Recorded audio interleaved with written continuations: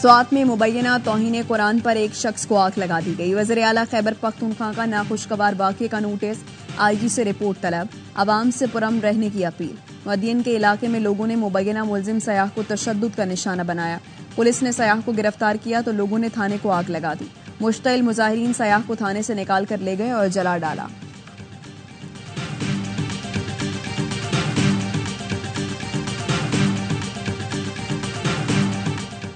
Budget मंजूरी के लिए PP को मनाने का मिशन, हुकूमत को बजट मंजूरी के लिए टफ टाइम मिलने का इम्कान। वज़ीर आज़म शहबाज शरीफ और बिलावल भुट्टो जरदारी की मुलाकात, बजट मंजूरी के लिए ताउन की मशरूत यकीन दहानी करवा दी। बिलावल भुट्टो ने शर्तें और तहफ़्फ़ुज़ात सामने रख दिए। वज़ीर आज़म की PP वफ़द को तहफ़्फ़ुज़ात दूर करने की यकीन दहानी। हुकूमत और PP में मामलात के हल के लिए कमेटियाँ तश्कील। PP रहनुमा सलीम मांडवीवाला कहते हैं हुकूमत की हर बजट तजवीज़ मंजूर नहीं करेंगे।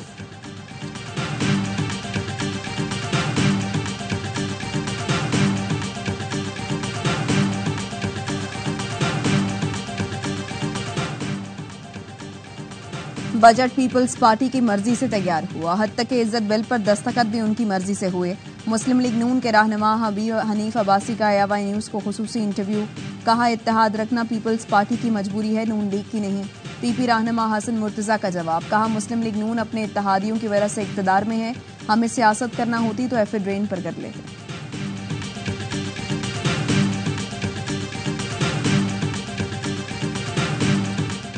साबिक़ नून लीगी रहनुमा मोहम्मद ज़ुबैर ने मुबैना लंदन प्लान के बारे में खुलकर बता दिया।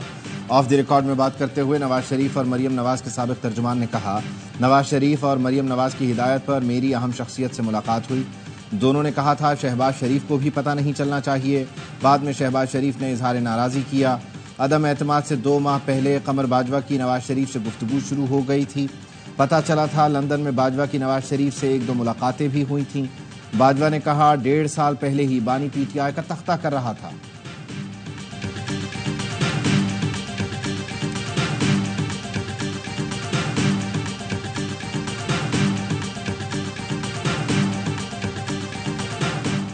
बानी PTI की रिहाई। PTI ने पूरी कौम से आज घरों से बाहर निकलने की अपील कर दी। साबिक स्पीकर कौमी असम्बली असद कैसर ने वीडियो पैगाम में कहा, बानी मुल्क की खुद मुख्तारी की जंग लड़ रही हैं। कौम ने आज उनका साथ ना दिया तो मतलब वो अपना साथ नहीं दे रहे।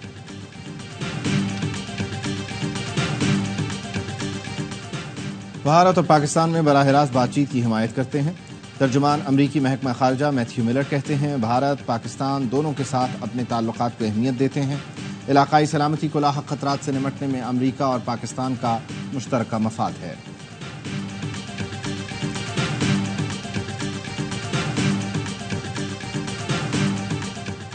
और पावरफुल टीम की पावरफुल परफॉर्मेंस। भारत ने सुपर 8 मरहले में अफगानिस्तान को आउट क्लास कर दिया।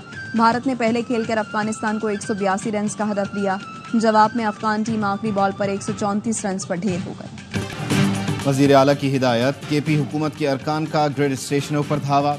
पेशावर के रहमान बाबा ग्रिड स्टेशन में घुसकर बिजली बहाल करा दी।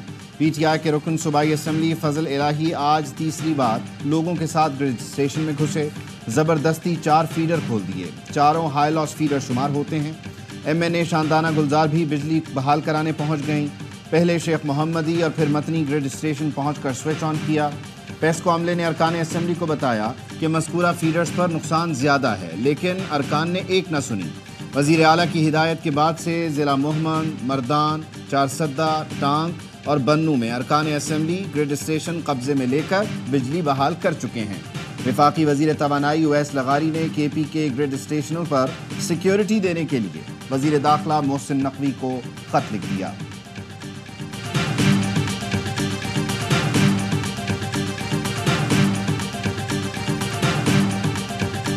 वज़ीर आला की ग्रिड स्टेशन पर चढ़ाई से मसाइल हल नहीं होंगे। बिजली की सप्लाई का मसला सियासी है, इस पर बैठकर बातचीत की जाए। गवर्नर KP फैसल करीम कुंडी कहते हैं आसान हल ये है कि तमाम डिस्कोस का इख्तियार सूबाई हुकूमत को दे दिया जाए।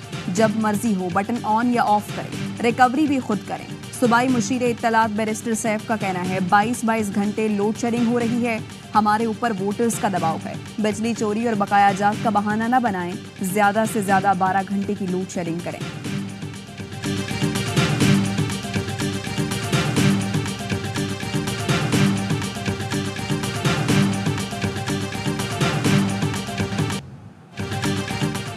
ये बजट आवाम के खिलाफ मौशी दहशतगर्दी है। ये बजट इकोनॉमिक हिटमैन के जरिए बनाया गया जो मुल्क की बुनियादें हिलाना चाहते हैं।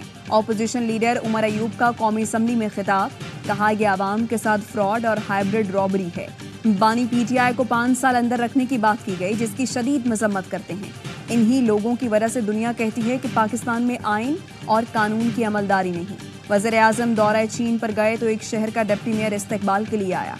वज़ीर आज़म जब चीन जाता था तो दुनिया देखती थी कि किस तरह इस्तकबाल किया गया।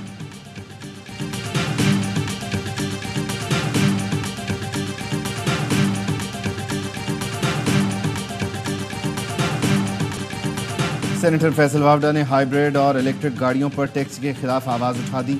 सेनेट में खिताब करते हुए बोले, ये टैक्स ख़त्म करना पड़ेगा। सेनेट की कायमा कमेटी बराए ख़जाना के इजलास में भी फैसल वावडा फट पड़े। कहा, पॉलिसियों के अदम तसलसल की वजह से मैं भी यहाँ कोई सनत लगाने को तैयार नहीं। पूरी दुनिया में इलेक्ट्रिक गाड़ियों की हौसला अफजाई की जा रही है। बेशतर अरकान पार्लियामेंट के पास स्मगल शुदा गाड़ियाँ हैं। वज़ीर ख़जाना और वज़ीर सनत को कुछ पता ही नहीं। SIFC की पॉलिसी सबूताज की जा रही है। मुझे पता है कौन कौन मुलव्विस है। नाम लेने में 1 सेकंड नहीं लगेगा।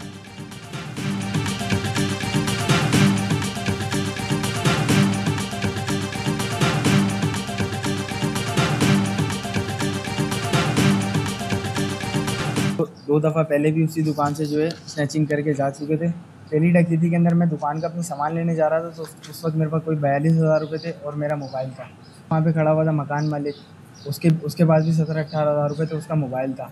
फिर पहली ईद वाले दिन डकैती हुई है, जो वहाँ पे जिसकी गोलियाँ लगी हैं, इसी का मोबाइल और दुकान की हमारी 7-8 हज़ार रुपये सेल थी, ये गई है। कराची में डकैती मज़ाहिमत पर एक और शहरी कत्ल। कोरंगी कोस्ट गार्ड चौरंगी पर स्ट्रीट क्रिमिनल्स ने बाप बेटे को गोलियां मार दी। 50 साल का जफर जान से गया, 20 साल का अब्दुल वहाब जख्मी। गुलबर्ग में रकम ले जाने वाले कार सवारों से लूटमार, अंधाधुंध फायरिंग से 2 अफराद जख्मी। कार में पैसों के 2 थैले मौजूद थे, एक में 90 लाख, दूसरे में 30 लाख कैश था। मुलजिमान 90 लाख वाला बैग छोड़ गए। पेट्रोल पंप इंतजामिया के मुताबिक रकम बैंक मुंतकिल की जा रही थी।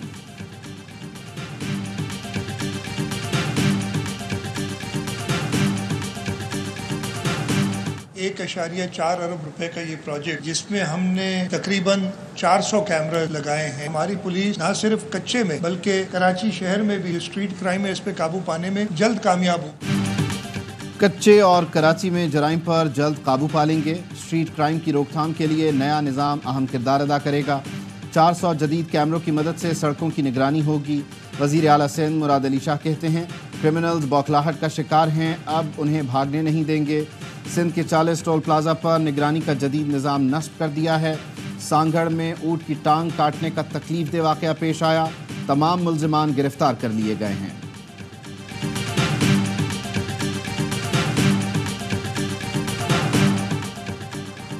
$80 अरब रुपए IT के लिए मुख्तस होना कौम के लिए खुशखबरी है। चीन में हुआवे के साथ मुआहिदा करके आए हैं।